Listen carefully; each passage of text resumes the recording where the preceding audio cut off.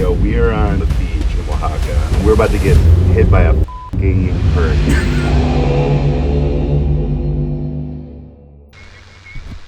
Okay, get your stuff together, we have to leave right now. Something bad's happened. I'm in Mexico trying to buy a 4x4, and to put it mildly, it's not going well. But let's backtrack a minute. So far on this trip, me and my friends have traveled from Mexico City to the state of Morelos. We've been thwarted in an attempt to drive up the side of one of Mexico's volcanoes by it erupting. And now we're back in the city. But my way of looking at living in Mexico is forever changed.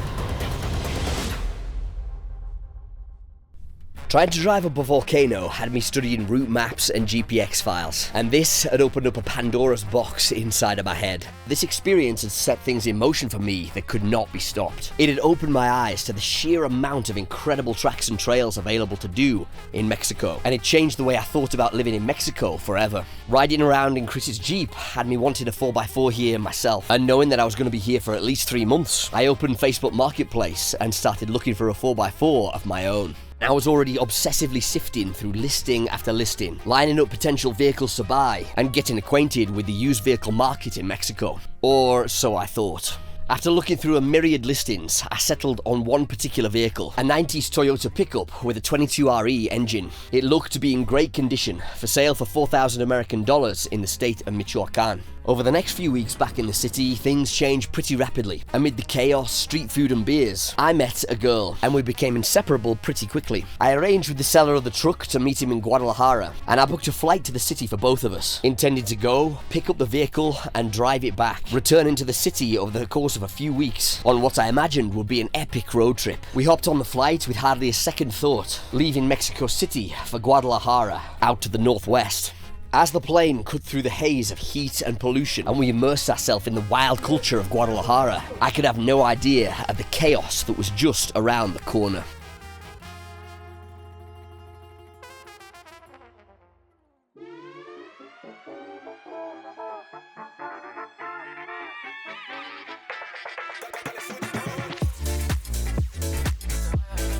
We touched down in Guadalajara in western Mexico, and with a few days to spare before the car deal goes down, we got to exploring the city's food and drink scene. Guadalajara is the state capital of the state of Jalisco, famous for being the birthplace of tequila, and so there's plenty of that swilling around the streets of Guadalajara too. This city is a hot, writhing metropolis of colonial architecture mixed with modern high-rises. This yin-yang vibe is quite addictive, and there's tons of awesome street food to sample, as well as trendy bars and nightlife that the city's elite frequent.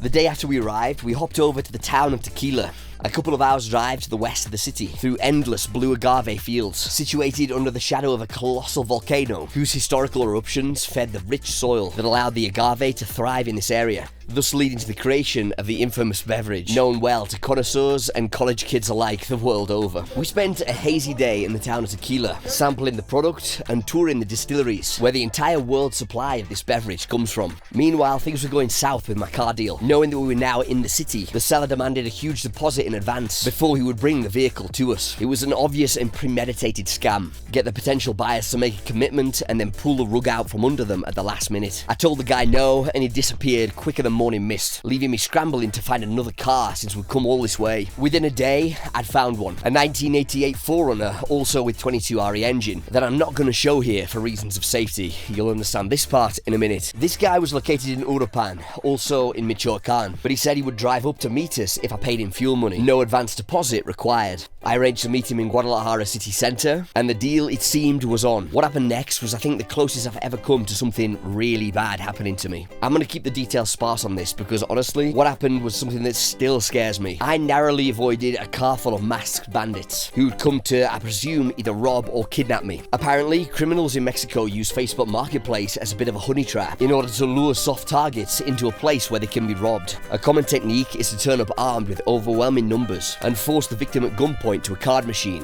where their bank accounts will be totally emptied. Fortunately, and by the grace of a friend who I had along as some extra muscle to help me out, we saw this coming and literally took off running in separate directions. I took refuge in a nearby shop as I watched threatening text messages come to my phone before I took out my SIM card and put it down a drain on the panicked advice of the guy who'd been helping me out. With my girl waiting for me back at the hotel, it was then that I made this panic phone call.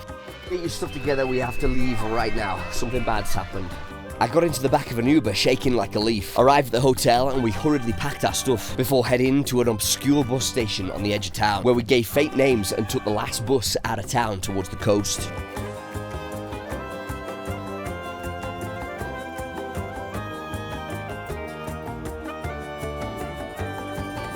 We arrived in Puerto Vallarta late that night and settled in for a couple of days on the beach. But once the dust had settled on that pretty scary experience, I got to thinking once more about buying a vehicle. This V6 monster came up right here in Puerto Vallarta, and contrary to the advice of pretty much anyone normal, I began the process of arranging to buy it. However, yet again, at the last moment, this thing turned out to be a scam. They refused to send one vital piece of documentation, and we discovered through other sources that it was a stolen vehicle.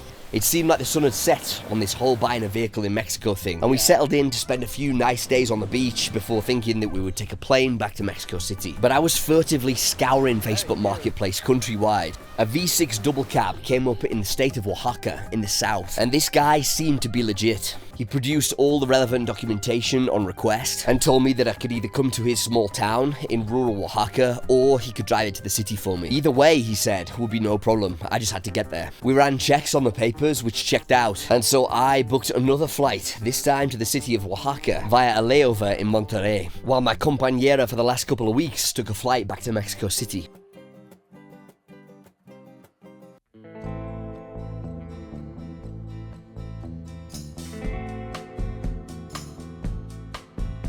Caminando me canta el sensontle, voy sanando un poco mi dolor.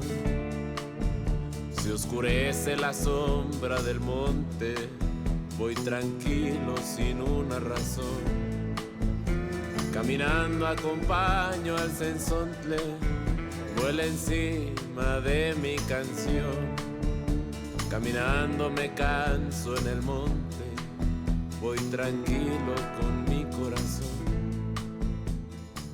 Oaxaca feels like the embodiment of magic realism inside of Mexico. Famous for its deep indigenous roots and resistance to the Spanish conquest, this city has a special vibe all of its own. But this time around, I'm not here to sightsee. After the Guadalajara disaster, my friend Chris is flying in from the city to provide a bit of backup for this deal and some extra muscle, and come along for the road trip home. But as soon as I landed in the city, you guessed it, this turned out to be another scam. Despite everything appearing to be legit and arrangements being in place, the seller messaged me the night before the deal, asking for a 500 USD deposit before he'd meet me with the vehicle. So here I was, stranded in yet another strange city, and it looked like this was going to end just as it had begun. But as you've probably realized by now, for better or worse, I don't give up easily. Anyone normal would have just gone back to Mexico City, but not me. I found another vehicle on the Oaxaca coast, a V6 4Runner in Puerto Escondido.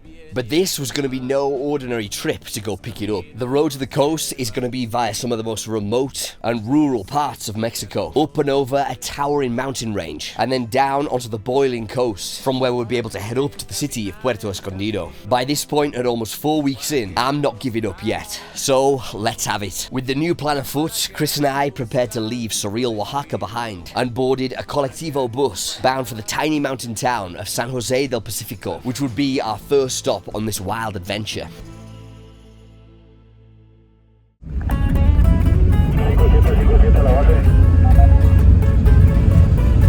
Yeah. You gonna say something?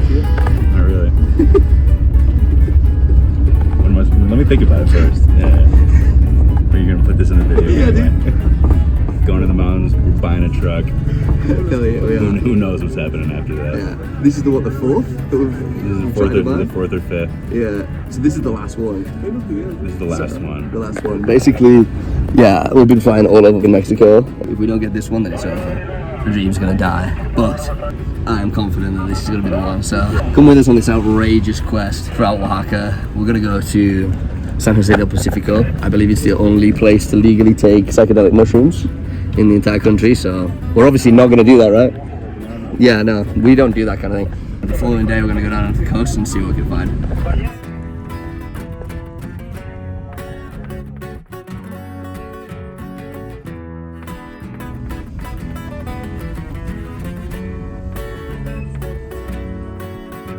We're on a route via public transport through real, proper, deep Mexico. This route will take us over a high mountain range with alpine terrain through areas of indigenous Mexico that are auto-administered, are fiercely independent, and play by their own rules.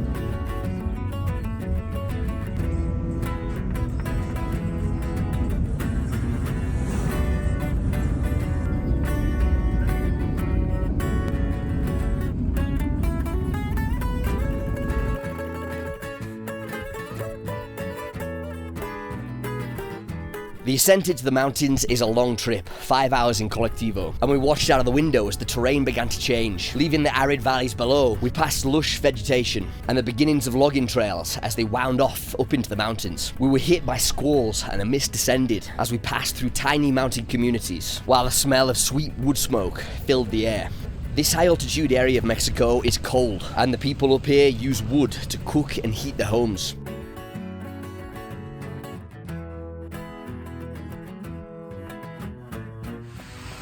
So, we just got dropped off in San Jose del Pacifico.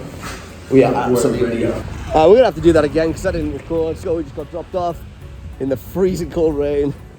This is the kind of town it is. This is halfway to trying to get the Forerunner, so come along with us as we try to You gotta go up do this before you mental go down. shit. Exactly that, exactly that. It's a nice Chinese truck. Yeah, dude, a jack. Jack off.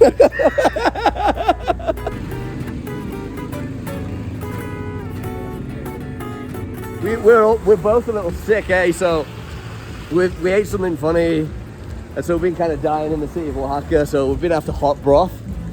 So now we're gonna get some hot broth, eh? The hot broth quickly turned into cold beer in a little veranda bar above the rain-swept streets of San Jose.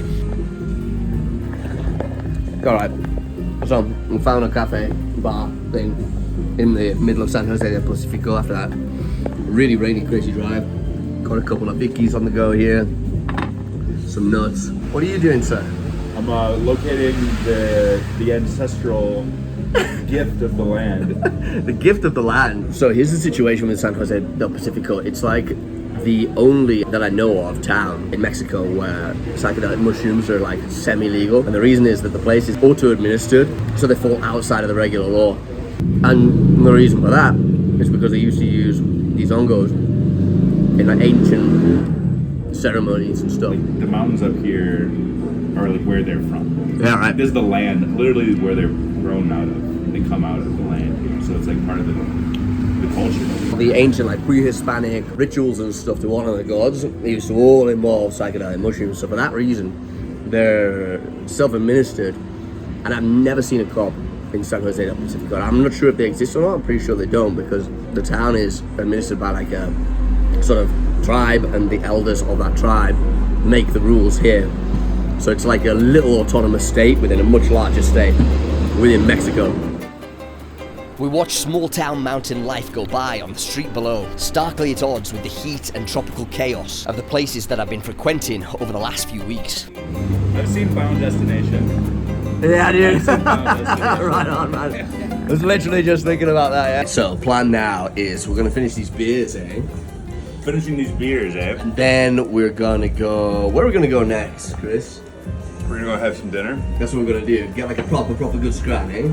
Then we'll go buy a slab of beers, bag of processed potato chips, and then head to the cabana. And so like this cabana is by all accounts up Over there. further up the mountain, and so we're gonna take like a tuk-tuk, one of these bad boys that you can see right down there, up the mountain in a tuk-tuk. We're gonna manifest a Toyota 4Runner tonight. Yeah, dude, that's what we're gonna do.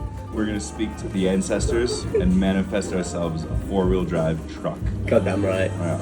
Absolutely. From Japan. From Japan, yeah, of course. I like to travel. Beast. Hell yeah. You're gonna see more of me. Yeah, I reckon he might be a travel beast. What do you guys reckon? Look at this. This is sick. Like, it's on these occasions where you really feel like you're doing something in the sticks, Mexican travel. This isn't Europe, baby. Let's check out this restaurant here. Parrillada para 2 personas. Para 2 personas, güey. Tasajo, cecina, chorizo, salchicha, costilla, queso, cebolla, cambray, acompañados de frijol y guacamole. Yeah, dude, really, that seems like everything I want in the world right now. totes my goats. Dude, they got the toads, my goats. So the crazy thing about San Jose del Pacifico is that it's located like on the ridge line of a really high mountaintop. I think we're at almost 3,000 meters above sea level right now. And so the climate up here is brutal and rainy, but it's awesome because you're in like tropical Mexico. It's just like a really nice like oasis of cool in an otherwise very, very hot place. And that's what we're experiencing. Out here in a cloud right now. All right. Hey, yo.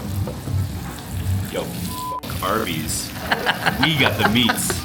We got the meats, bro. All right, so this is a parrilla oaxaqueña, right? Look at all the accoutrements we have here. We got the salsa, we got the limes, we got the frijoles. All right, so they basically gave us these gigantic maize tortillas. I've never seen this in Mexico, really. Big maize tortillas, exactly. The thing that Chris has built, actually, It's a work of art. it is. It's pretty beautiful, baby. Food, man. Yeah, I didn't see that either. Oh, dude, let's get in there. It's not just meat, guys. No, it's only 90% meat, so Yeah. it's fine. I'm gonna get a bit of that guaco. Right, so basically what we got here is the sausage, Chorizo. chorizo. I didn't get any of that, dude. I gotta get some of that. And then costilla. Costilla, a bit of pork, costilla, and then a bunch of cheese. Roll of the dice. Limon, baby. All right, so here's the situation. This is San Jose del Pacifico. Look at the smoke coming out of the chimneys here. This is the town. Basically, what's happened is, just hail a taxi right here. We just bought a slab. Got that food to go because it's way too much. And Chris is doing a deal with the taxi right now. Let's see if he does a good job.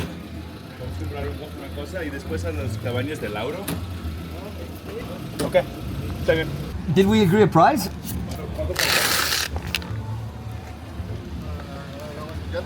Put your stuff in front as well. Listo.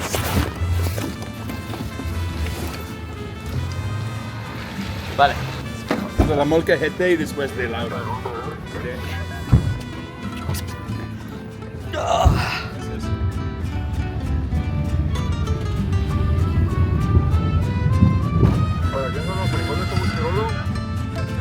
Okay, so we agreed the price. 100. 100. We're going to Molcajete first to buy some Treasures of the land. treasures of the land, and then we're going directly after that to Cabana, and then we're gonna Build a fire. build a big old fire. Yeah. Here we go. All right, so it got really dark. We're on an absolute mission down the mountain, and we finally made it to the Cabana. So this is the Cabana. It looks like there might be one bed. No. I just fucking asked him. Chris asked the guys, so I don't know. I guess we'll see. But yeah, pretty cozy, eh? Got a little wood stove there, wood there. So essentially, I think what's happened is they have actually two cabanas that are separate. I call out. Yeah? Call out. Already? Yeah. Okay, so this is the deal. Two different things. Make a little fire, get this thing heated up. Get this thing heated up. Pretty chilly up here, eh? A little bit.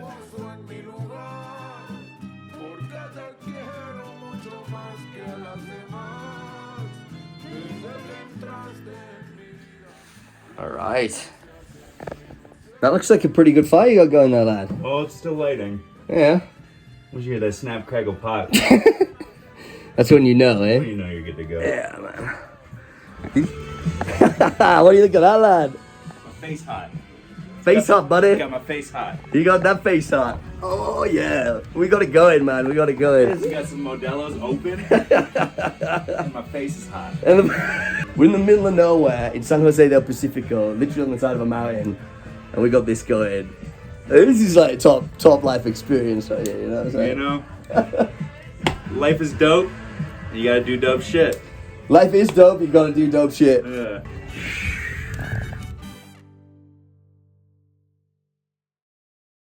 Next day, eh? Fresh in the cabin. Fresh in the cabin. Nice night of sleep. The clouds are rolling in. Gonna go get some breakfast.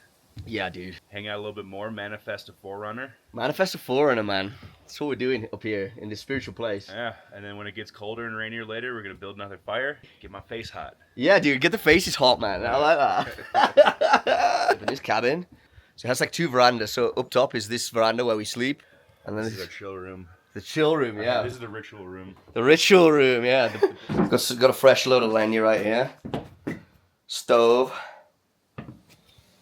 Yeah, it's pretty good. Mountain rituals, man. It's pretty good.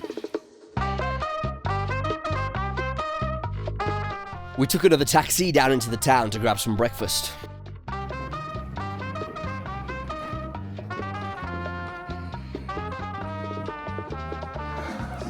Hola, buenas.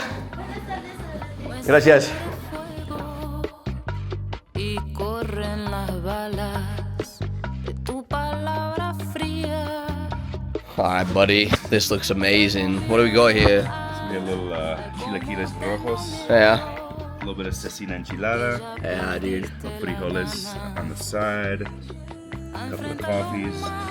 Yeah, Agua man. mineral. Get you ready, get you going. Get you going, man. Get you going. Yeah, that's what we need right now. Ate that breakfast. Now we're walking down into the pueblito of San Jose del Pacifico in search of Wi-Fi and Bus tickets. bus tickets. Yeah, because we're gonna figure out a collectivo bus from here to the coast for tomorrow. So we're like 3,000 meters above sea level right now, and tomorrow we're gonna go down the whole way to the coast. This is awesome. This is proper rural Mexico.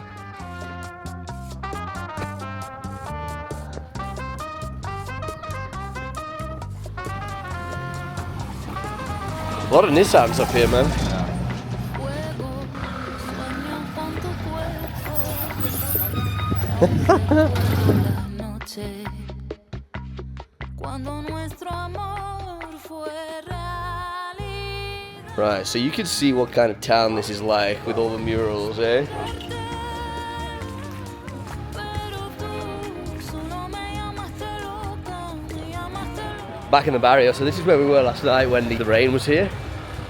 And so now we're gonna go down, check the buses and figure out our route to the coast where the Forerunner is. It's like 10:30 a.m. or 7:30 p.m. That's not great. Dude, yeah, that's... We could do 10:30. Yeah. ¿Cómo está, amiga? Muy bien. Mira, queremos comprar los boletos para mañana ir al Cipolite. ¿A qué hora sale? ¿Es nada más esas 2 horas? Es solamente eso. Solo eso, ¿sabes? Ok, entonces 2 para 10:30. Alright, so we're sorted with bus tickets. We got them for 250 each. So 500 pesos all in. $25 more or less. Hey, Poppy. ¿Qué pasa? Yeah, he was not a fan. Yeah, we're sorted with that, so now we're gonna go get a beer, obviously. Yeah, you wanna get it first? Okay, we're gonna go, yeah. Sick.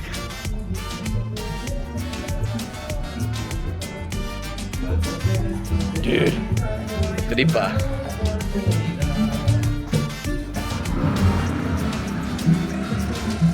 Alright. Salud, bro. Demon cold. Demon cold, dude. Like,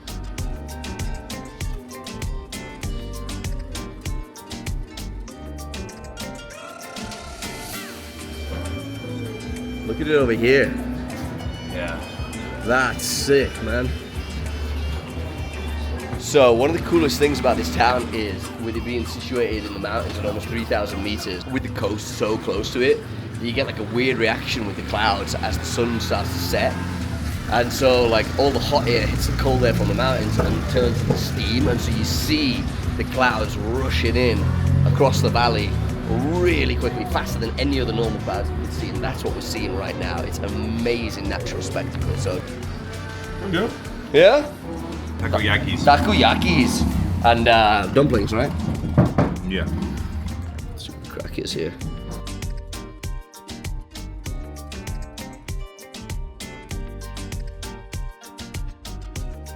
Just like that, it's just boom. Cloud has dropped in rapidly. It's in the space of 2 minutes. It is honestly wild, this place. It's magic. What do we got here? Mongolian beef. Mongolian beef, baby. Lo mein mixto. Oh yeah. We hailed a tuk-tuk to drive back up the mountain towards the cabana to spend one more night in this magic mountain land. Tuk-tuk living, baby.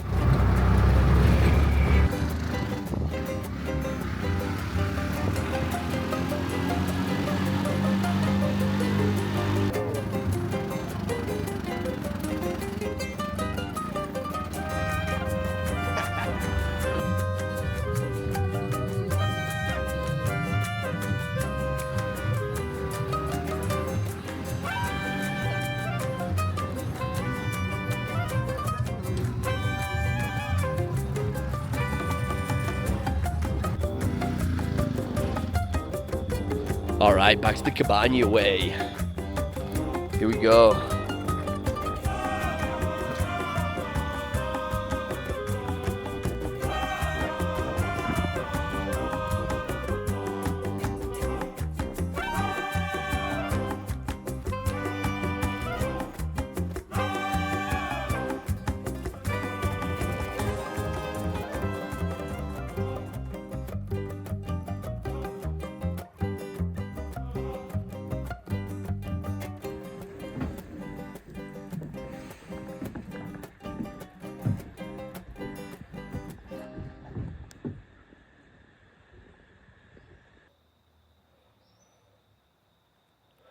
Today is the day. We're going to the beach. Sounds f***ing great. Too bad it's gonna be raining and hurricane. Yeah, that is the one problem. Apparently there is a hurricane coming in. Hey, we may get struck by a bolt of lightning. You can hope, yeah. I've always wanted that. We left our Cabana hideout behind to head back down to the town, with breakfast on our minds before the long bus ride down to the coast. Caminando me canta el sensontle. Alright, so here's Chrissy boy. What are you saying, Chrissy boy? Not much. Huevos rancheros here. Look at this salsa, man. Pretty bloody good. We've got a bus in half an hour, so we're gonna scan this pretty quickly and get down to the beach. Vuela encima de mi canción. Caminando me canta. We embarked on one of my favourite drives in the world, dropping off 2,500 metres downhill inside of 5 hours on one of the windiest roads in the world. This drive is unique because you can watch the vegetation change from high alpine with pine trees and evergreen plants to thick tropical jungle by the coast. But the coolest part is to watch these two flora types mix shoulder to shoulder since the terrain changes so rapidly. Al camino por camino. Alright guys, we're about halfway down the mountain. We stopped off at a little mountain lodge restaurant. It's raining, the road is wet, dirty and dangerous, and it's incredible. That's the spirit, lad. Yeah. As Chris just said, it's kind of like Jurassic Park-esque, this. You've got like mist and stuff hanging in the valleys. It's one of the coolest drives, I think, in the world, this. La música, el vino y las musas que pronto vendrán. Paso firme recorro en el filo de la vida entre el bien y entre el mal. Los caminos nos llevan distinto y yo sé que ya no volverás. ¿Para qué caminar el camino? ¿Para qué la nostalgia en la flor? ¿Para qué andar buscando destino?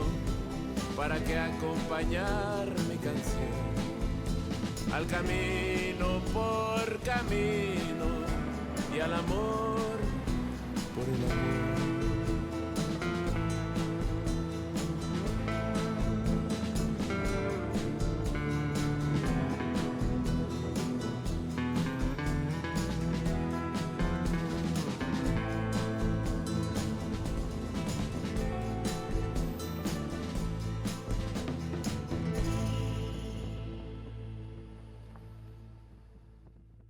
Alright, so here we are in Zipolite.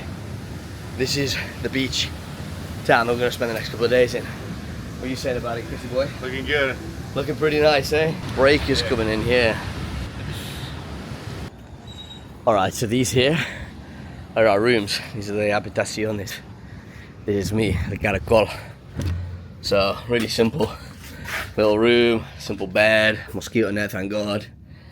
And a fan, also thank God. But yeah, this is sick, honestly. Little shacks, thatch roofs, sea right there, chalice on tap. Yeah, this is pretty badass. Oh, bro, yeah, that swell is serious, isn't it?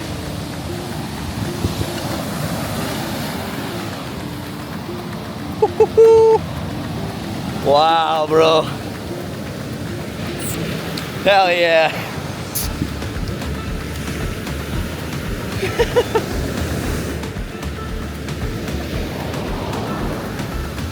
Yeah, dude, that's pretty alright, isn't it? That is pretty alright.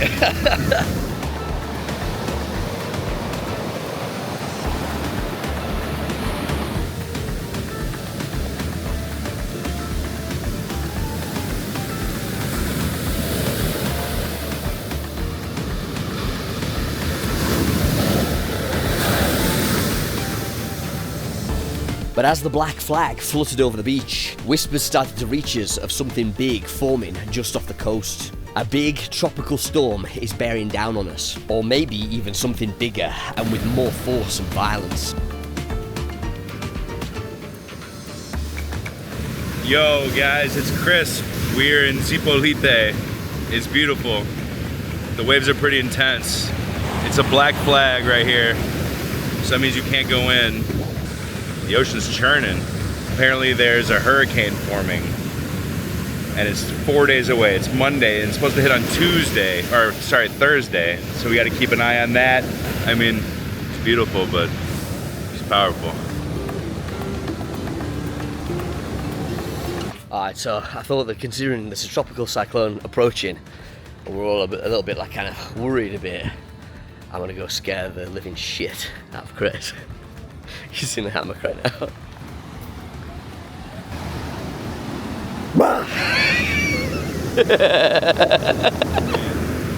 So what's your comments about the situation in which we find ourselves, Chrissy boy? Shit, we're out here on the beach. Dead bullseye middle dartboard of where this tropical storm is supposed to hit. Yeah. I'm watching 7-8 foot waves out here. Yeah, it's pretty violent.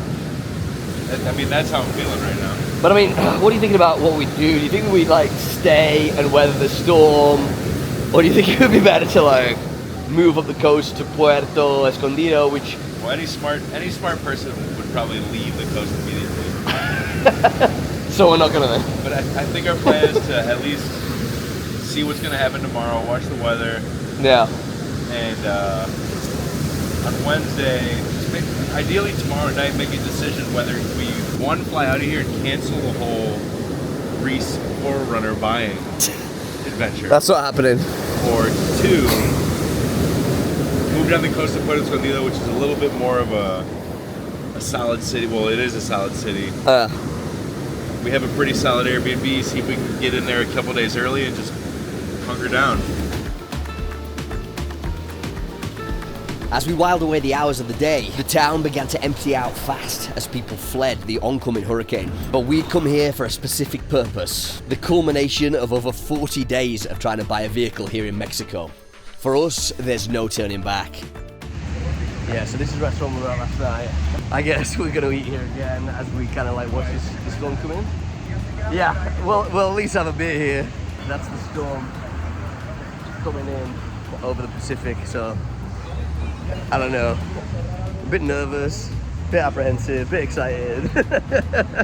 a lot of emotions right now.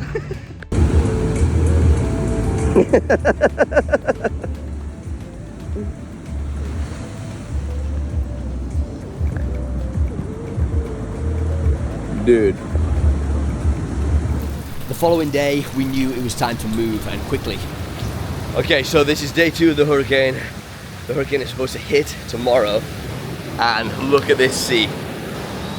For us, this is goodbye to Zipolite for now, but for the guys who own this beach bar and hostel, they're gonna stay, try to weather the storm and protect their property as best they can. Yeah. I know, dude. It's like 8 footers out there. This is pretty freaking serious stuff, eh? Way out there at the very end, like the first waves, those? Yeah. These are the biggest waves I think I've ever seen. Alright, the plan here as it stands is to go up the coast to Puerto Escondido, because it's like concrete villages and stuff here. As you can see, it's all wooden shacks and that, which will get swept away in a hurricane, as they did 2 years ago, 3 years ago.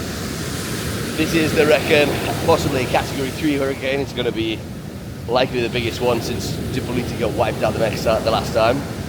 So, yeah, we're going to get out of here basically and hope we still can and haven't left it too late, eh? Yeah, let's get down to a concrete building that's not a beach shack. That's the one, yeah. I think we're actually moving closer to, like, what if the storm's going to be stronger? Yeah, right, it's going to make landfall around about Puerto. But they're going to be stronger. But at least we'll be in, like, you know, the second floor of a decent house. Yeah, that's important, that part, kids. ¿Cómo estás? Todo bien por ahora, ¿no?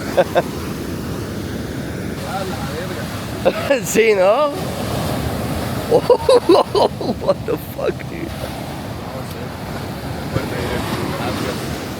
Aquí también. Sí, claro. Suerte, amigo.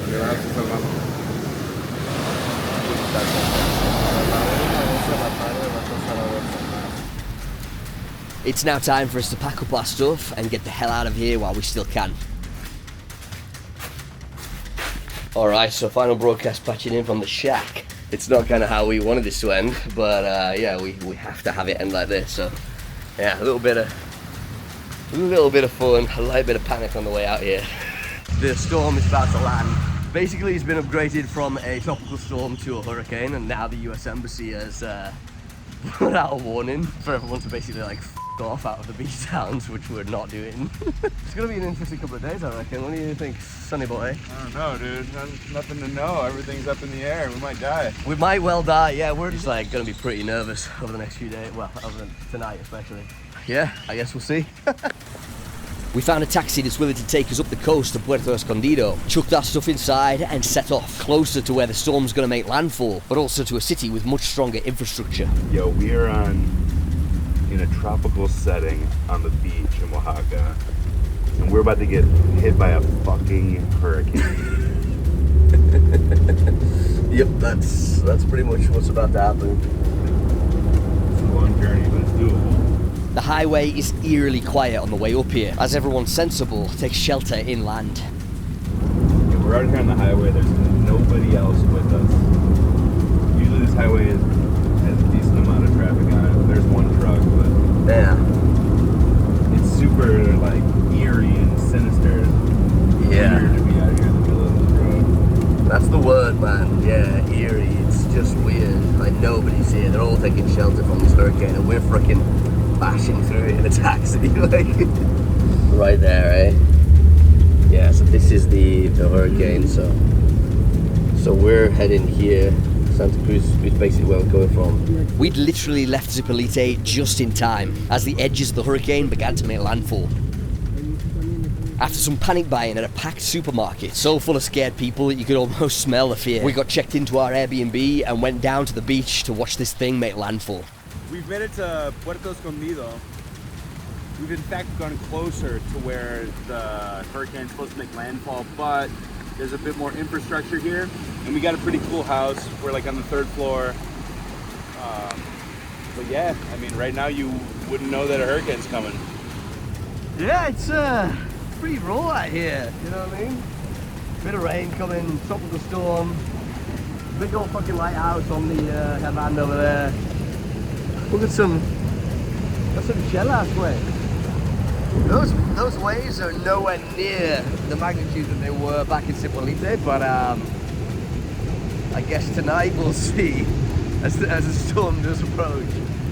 Actually, kind of like what this thing could give. But yeah, we're facing off a tropical storm, a hurricane. What is it called?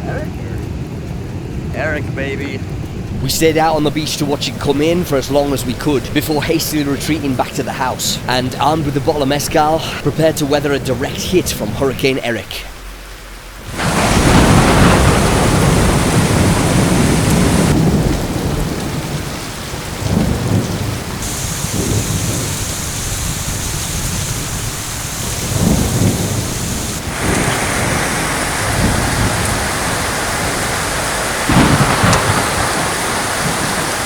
We have official landfall with Hurricane Eric, a powerful Category 4 hurricane that made landfall technically as a Cat 3. Winds of 125 miles per hour at the location.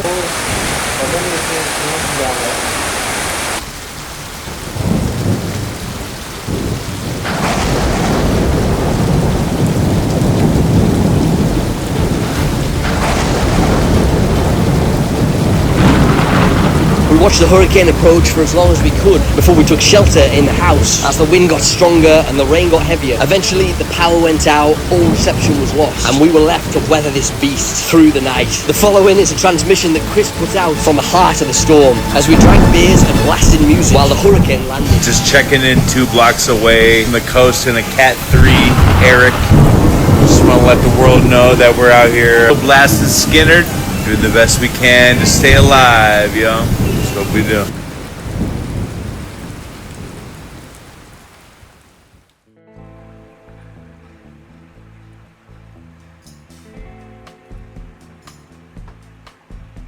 Caminando me canta el sensotle, voy sanando un poco mi dolor.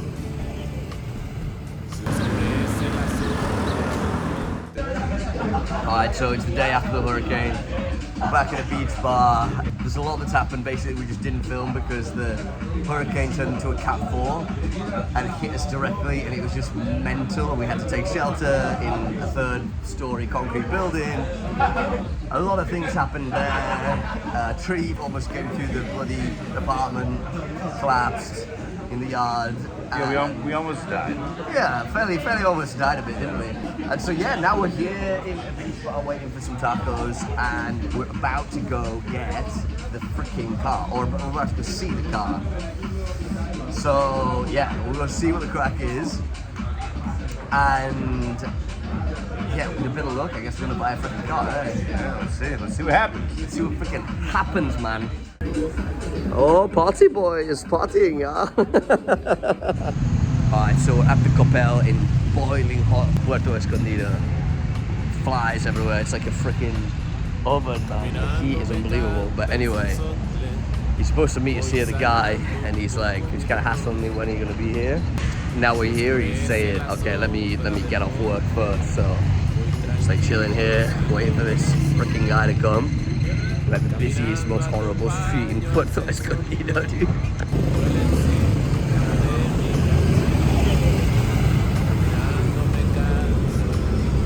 Classically, an hour and a half late, the guy did turn up and he had a 4Runner. What are you seeing, lad? Looking alright, man. Looking pretty clean. Missing the cab. Okay, you can get a new one of those. Missing the spare. But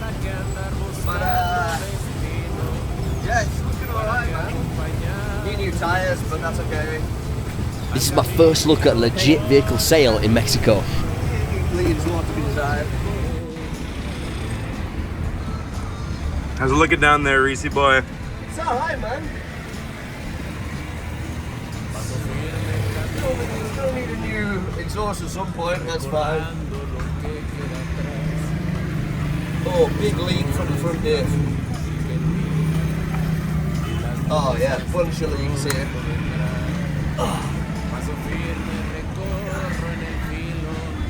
F***ing hell, it's hot in here. Yeah, I bet. Okay, so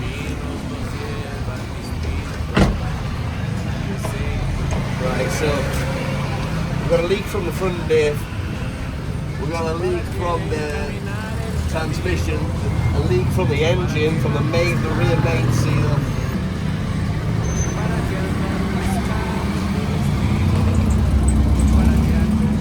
Bro, it's getting leaky.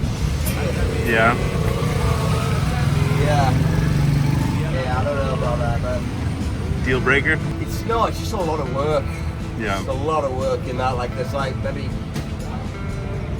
minimum 4 seals I have to do on here, which means gearbox out, maybe even engine out. Like, I don't know.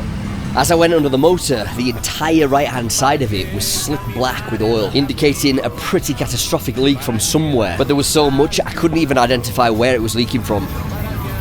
What are you seeing down there? A lot of leaks, man. A lot of leaks. I mean, they're all fixable, but it's just Labor.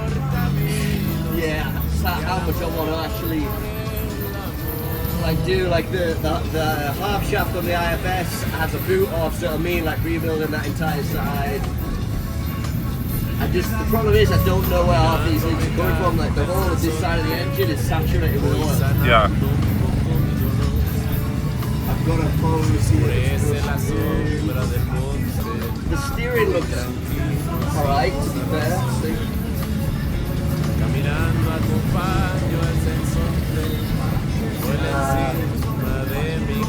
Yeah, this entire suspension side will need rebuilding because I've got grease coming out of one of the ball joints.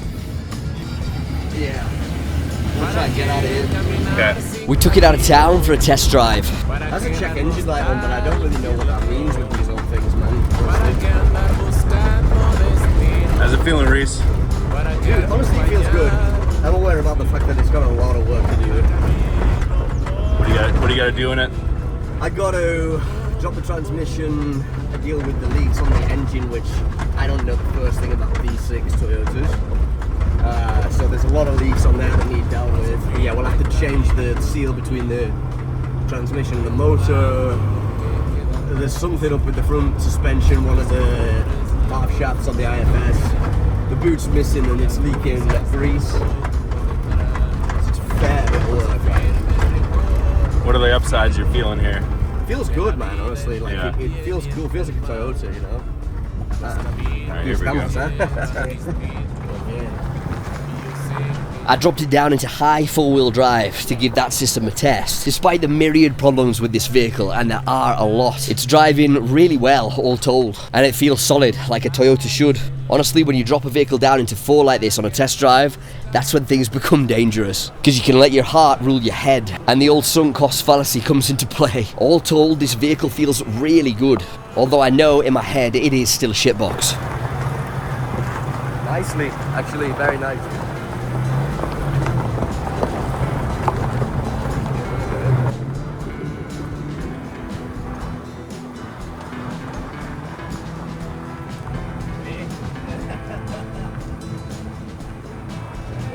¿Para qué caminar el camino? ¿Para qué la nostalgia en la flor? ¿Para qué andar buscando el destino? ¿Para qué acompañar al camino? Going through the gears, try and get the sync up. Alright. Yeah, this feels good, man, honestly. It really, really does. Decimos barro aquí, no. It's logo. We got to a section with some real proper 4-wheel drive, where I could drop it down into 4 low and truly test out the 4-wheel drive system on this vehicle. Despite all of its problems, it performed amazingly well. And at this point, even though I knew I was going to have to spend some serious money getting this vehicle up to code, I was ready to put in an offer. Sí, exacto. Zero issue.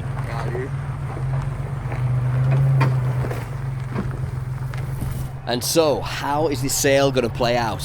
Well, I broached the conversation with the seller on the way back towards town. His asking price is roughly $5,700 US, and given its condition and all the work that it needs, I don't think it's worth anywhere near to that. Plus, this model is an early V6, not the 22R, which is a motor that does not have a good reputation, so I'd have to be expected to change that soon too. So factoring that in, plus all the leaks underneath, plus having to rebuild the front end, and have to drop at least the transmission and likely the engine itself, I think this thing is worth no more than $4,000. And that is what I offered the seller. The answer was a flat out no.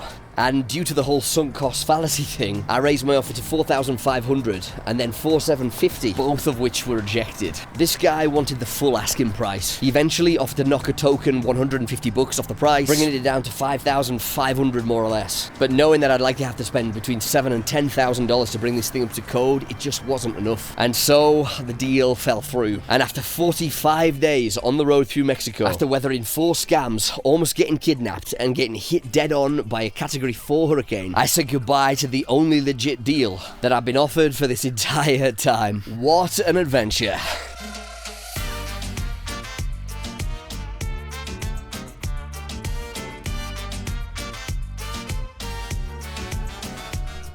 Back in the big city at last, I spent the next 4 or 5 weeks living pretty well, hanging out with my friends and eating all the wild and wonderful things that Mexico has to offer.